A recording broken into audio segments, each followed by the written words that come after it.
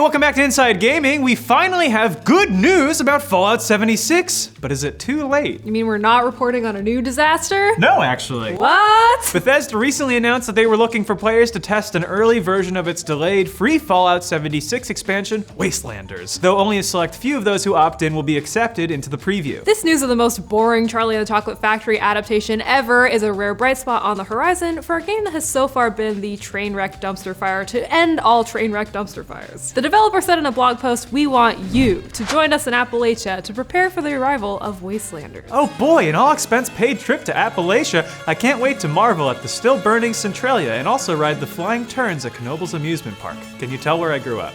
No, where'd you grow up? Pennsylvania. Oh, is that the joke? It's fine. Let's That's just keep going. No. The invite is to be a part of the private test server ahead of the release of the DLC. Okay, that's actually fine. There's not really that much to see out there. If you're hearing about this for the first time now, then we're sorry to say you've missed your chance to sign up as registration ended on January 14th. We're so sorry. Oh no. The sign-up includes a non-disclosure agreement, so we won't find out what testing entails or details, both tales, about the DLC for a while. And entrails. You like those? You And wanna talk about entrees. those? Oh. The Wastelander update was announced at E3 2019 and slotted for a fall 2019 release. This was a big deal because it was basically a reversal of Bethesda and Todd Howard's insistence that the game didn't need NPCs because the players were the NPCs, which, okay, Todd Howard. Yeah. Let's just do a fun little experiment that the game was a hit and had servers bursting with player activity. Players still don't fill the void left by NPCs or in my heart in terms of storytelling and maintaining a well-lived-in world. Yeah, part of the charm of Bethesda games is like NPCs walking into getting on top of chairs and still like walking in place. So naturally, when Howard took the stage at E3 a year later and very coyly and jokingly ragged on the game along with us, oh my god, guys, he's one of us. He's a gamer. Oh my god. An incredibly exciting year at Bethesda Game Studios. Given some of that excitement, impressed you're still here. It felt like a potential inflection point for the troubled game. But then, in typical Fallout 76 fashion, the developer did not deliver the expansion when they said they would, which kind of sucks, but hey, big ups to not working their dev team needlessly to meet an arbitrary deadline. How Sonic the Hedgehog of them. But as of now, all patient players have gotten is a class system and a battle royale game, and it's got us wondering, is Fallout 76 worth supporting anymore? What would it look like if they just cut their losses here and now and moved on to other projects? After all, Bethesda says Wastelanders is one of the largest expansions they've ever done. Adding characters with full dialogue trees and quest lines to a game that proudly didn't have any is a substantial undertaking. Let's all take a journey through Fallout 76's storied past for context. We'll walk through it like the NPCs. What's going on? I need you to go to the vault. Oh, there he goes. He's gone. Well, I guess this is my story now. Oh no, he ran at everything. When the project was announced, it was a risky move for the studio, but not outlandishly so. Yes, it was different than any Fallout game that had preceded it, but the Elder Scrolls Online team was but a stone's throw away, right? Right, guys? Wow. We know how that turned out. This was also pre-Anthem's absurd failure when making a looter shooter with the unearned confidence of a drunk white 19-year-old was the hip thing to do. We all know what happened when 76 was released. The game was critically panned, earning a fresh 49 Metacritic score for the Xbox 100. version. Yeah, it's pretty bad. And a user score ranging between 2.7 and 3.3 out of 10, depending on which version you're looking at. And let's take a moment to talk about Canvasgate, one of my favorite details, because that well of shit goes deeper than I could have ever realized. See, those who bought the special edition were promised a canvas bag as part of the package. However would you get one of those? Instead, these special gamers received a cheap-feeling nylon bag. Quick aside, well of is what I call my asshole. When customers complained, Bethesda blamed an unavailability of materials. When backlash continued, the developers sneakily changed the item description online from canvas to nylon. Ooh, how devilish.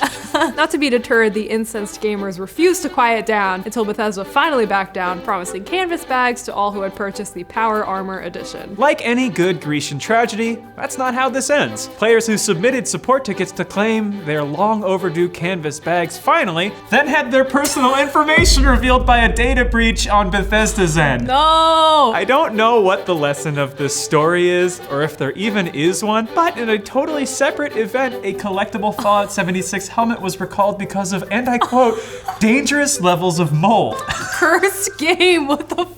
Pack it in! Because we in the games industry love a good whipping boy, everyone continued to kick 76 while it was down through to the 2019 E3 announcements, which earned them a bit of goodwill they subsequently squandered with the introduction of Fallout First. Yeah, it was supposed to be Bethesda's answer to their quest for private servers, but mostly came off as a ploy to squeeze money out of a dead horse. I mean, yeah. It kind of was that. Yeah, it was touted as a premium membership. It offered players who already bought the game private servers, cosmetics, and currency for the absurd monthly price of $12.99. Again, that's monthly. Since then, all they've managed to do is break the game even more. Yeah, also a West Virginia health system recently filed for bankruptcy, presumably due to any association with the deflating parade balloon that is Fallout 76. Probably. I mean, we're just assuming that this has repercussions beyond the game sphere. A butterfly flaps its wings. What was the reasoning behind Fallout First? We can't help but wonder. A move that seems at best a colossal misunderstanding of their consumers. Well, we can infer a bit from the Bethesda release slate. In recent years, Fallout 76 was the only game released in 2018, and while its week one sales were decent, there was a significant drop-off in the second week of sales across all three major platforms as people realized that it was doo-doo trash. Then in 2019, the developer released Rage 2 and Wolfenstein Youngblood, neither of which seemed to break the bank. Rage 2 sold only 25% of the UK physical sales the first game enjoyed in its first week. Ooh, yikes. Youngblood, widely agreed to be a glorified DLC, sold at $40 new, so it was never going to bring in as much as a mainline Bethesda release. And on top of these arguable duds, Doom Eternal was delayed into 2020, further pushing back profits that the developer probably could have really used. These factors together made 2019 a quiet year for Bethesda, especially considering how 2018 went for them, Fallout-wise. Why they thought a monthly premium for a broken game would steer the ship through troubled waters is beyond me. This brings us back to our proposed question: what if Bethesda stopped supporting Fallout 76? Yeah, what would it look like if the writers and designers and coders and artists and executives stopped working on Wastelanders right now and never came back to it? Yeah, they announced at an impromptu presser that they're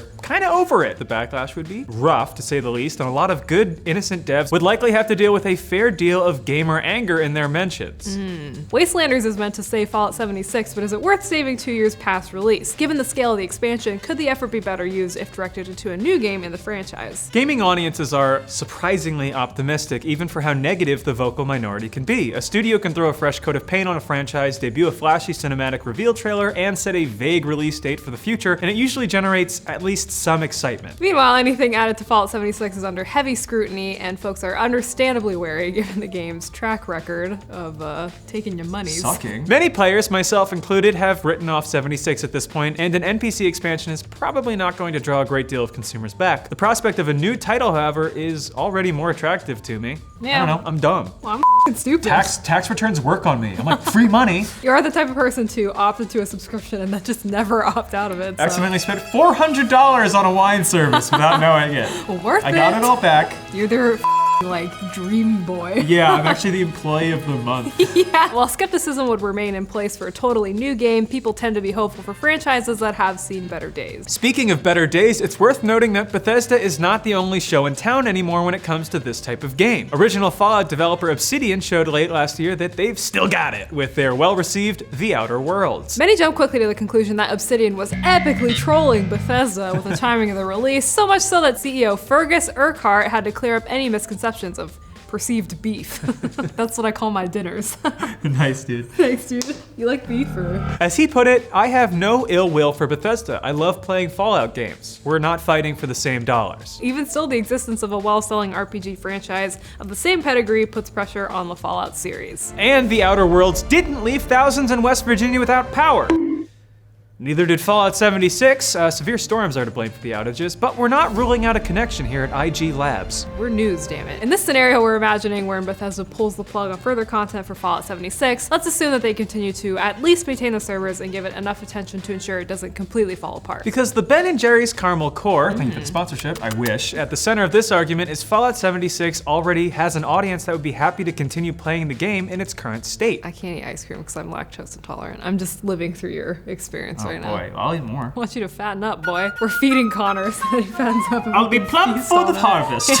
Though the game is by most accounts a flop, there's a small yet vibrant community of 76ers who connect in private Facebook groups and create wholly original experiences, from bars to algebra dungeons to cannibal collectives. Yep, I briefly ingrained myself in a Fallout 76 fight club and some investigative journalism, and even attended a match. It was admittedly overwhelming, but also an impressive feat in a game that almost everybody has written off. We don't intend to speak for all these players, but we've seen firsthand what they've achieved with a limited toolset. Many would be disappointed if Wastelanders never releases, but the players who have kept the game alive would probably be just fine. I mean, they've stuck around through countless Obviously, Bethesda will release Wastelanders, and it could be worth playing, forgive the skepticism. The fact that they're returning to basics is a good sign though, but given the disastrous run Fallout 76 has endured, we'll keep asking if the effort is being put in the wrong place, and if that work wouldn't be better served in another title. Yeah, if you're one of the lucky few testing the DLC and are also dumb enough to break an NDA, you know where to find us. Let's talk about everyone's favorite broken disaster of a game. Ooh, Anthem? Is it an Anthem video? No, we're talking about Fallout 76! The OG Anthem, the Anthem before Anthem. It's not even fun to dunk on them anymore. It's just like kicking a dead horse. A dead horse is way too, Shooting fish in a barrel. No, I was